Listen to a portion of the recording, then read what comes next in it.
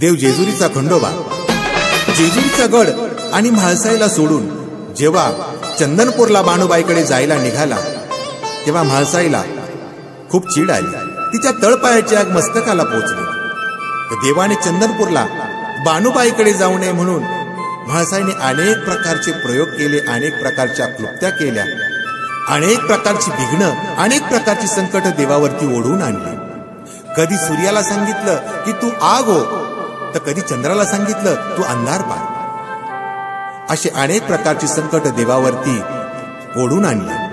त्यापैकीच एक युक्ती म्हाळसाने अशी लढविली की शुभ कार्याला जर कोणी जात असलं आणि त्याला जर आडवं मडच गेलं तर माणूस शुभ कार्याला जात नाही। म्हणून म्हाळसाने देखील एक मावाचं मड तयार केलं आणि आपल्या चाकरांच्या हाती देवाला ते आडवं पाठवलं। आणि पुढे काय झालं ऐका।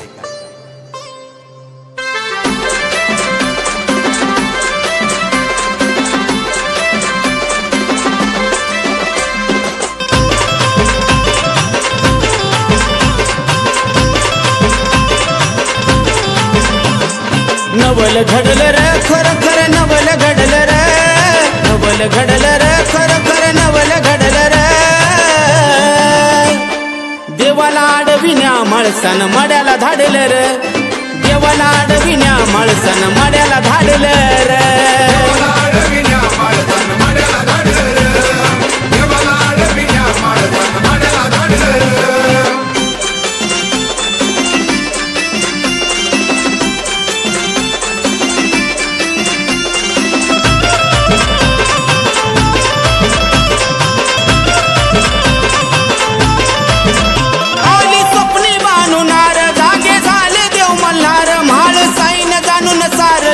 मोठा चमत्कार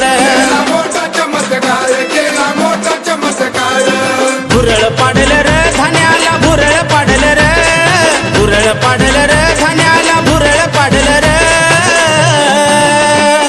देवाला आडविण्या माळसानं मड्याला धाडलं रे, देवाला आडविण्या माळसानं मड्याला